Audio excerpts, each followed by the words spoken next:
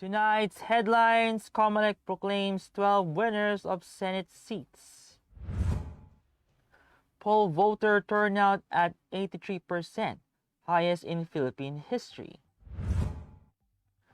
BBM meets some supporters in Australia. Elderly frontline health workers may now get second booster shot.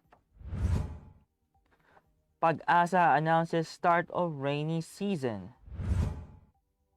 Yulo looms as Hanoi's best.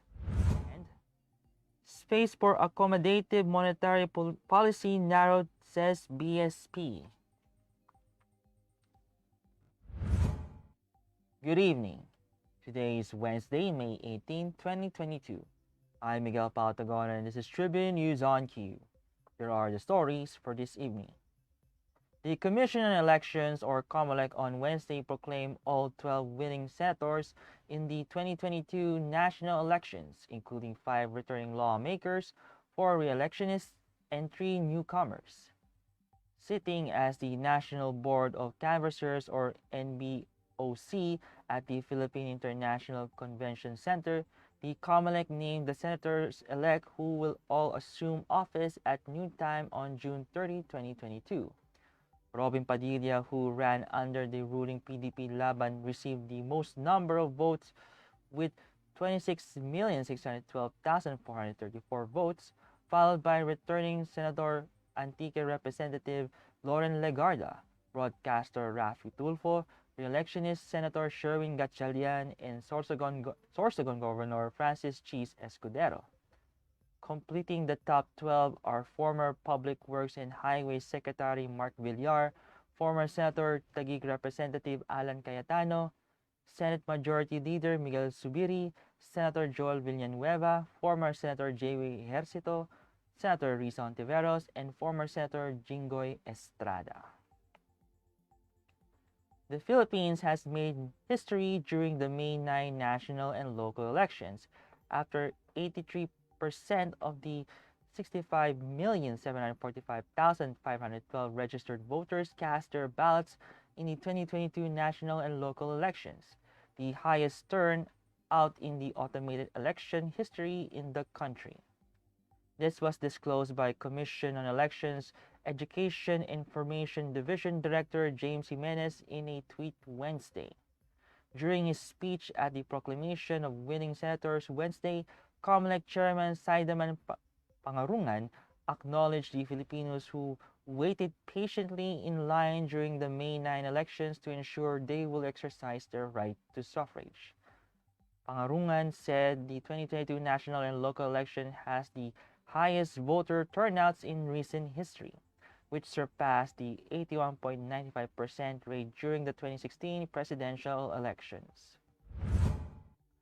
Presumptive President Ferdinand Bongbong Marcos Jr. on Wednesday met with some Filipino supporters in Melbourne, Australia. Marcos thanked his supporters who were waiting for him to come outside the building where he was staying with his family. In the video, supporters who were also carrying a Philippine flag can be heard singing Bagong Lipunan and some campaign songs of the BBM Sara Unity. Attorney Vic Rodriguez, Marcos' spokesman, said the former senator is in Australia for a much-needed rest and vacation after a grueling election campaign. He will return to the Philippines on Thursday. Tribune News on Cue will be back after these reminders. Magandang araw mga katribu! Narito na ang mga makakasama nyo tuwing umaga sa programang Gising Na. Roy Pelevelo, Atty. Lia Badillo Crisostomo, Vernon Velasco, Kim Sancha at Chert Balagtas. Abangan ang programang Gising Na sa Facebook page ng Daily Tribune. Ilabas na ang mainit na kape at samahan kami sa inyong pag-almusal, mga katribo. Simulan natin ang bawat umaga with good vibes sa mga informative and recreational segments ng aming programa. Maaari niyo rin ibahagi sa amin ang inyong opinion via Daily Tribune Facebook page at Tribune Now sa YouTube. Makichika na rin sa latest showbiz happenings, mga katribo. Kaya naman, magsama-sama po tayo sa Gising Na! Fun and inspiring na kwentuhan, Sagot na yan ang programang Spotlight ng Daily Tribune. Makipagkwentuhan at kilalanin ng iba't ibang personalidad na kilala sa kani-kanilang larangan. Manood at makinig sa mga inspiring stories na kanilang ibabahagi kasama si Nina Ventura at Jojo Silvestre. Be ready ng mamangha at matuwa every Thursday alas 2 ng hapon dito lang sa Daily Tribune Facebook page at Tribune Now on YouTube.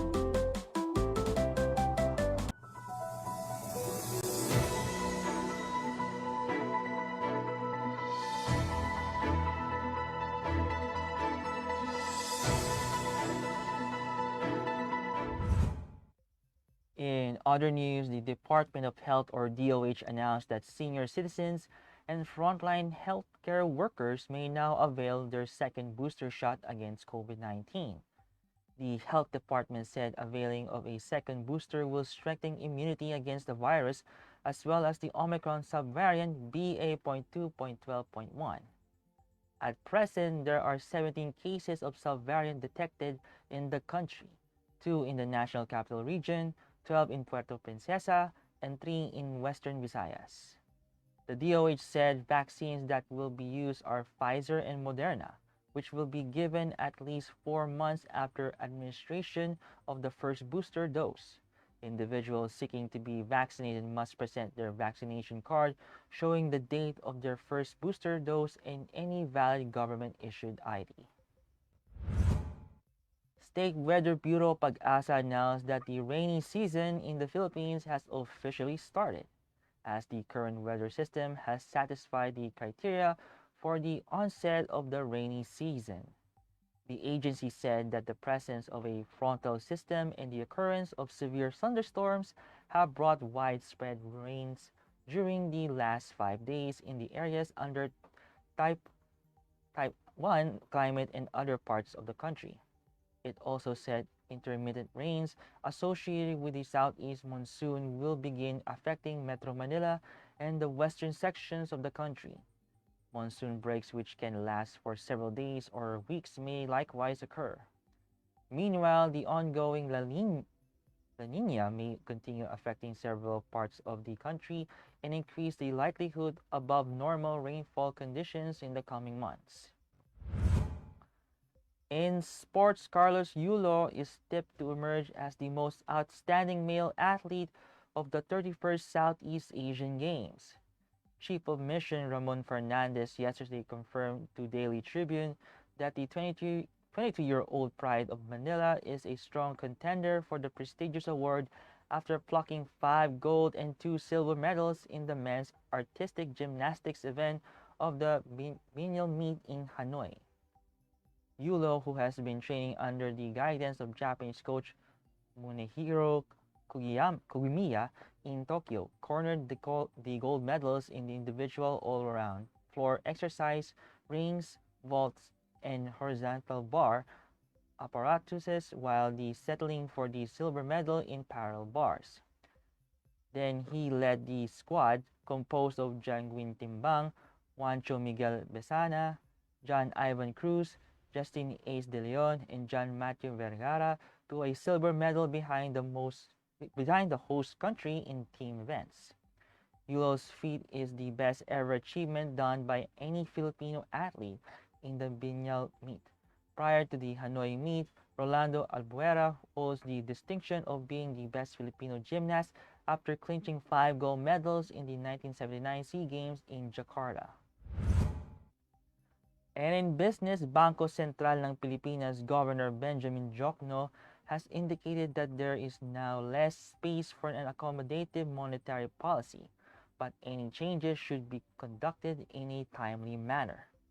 Jokno on Wednesday said that while inflation pressures have been linked mainly to supply-side factors, which are best addressed by non-monetary interventions, secondary effects are starting to manifest.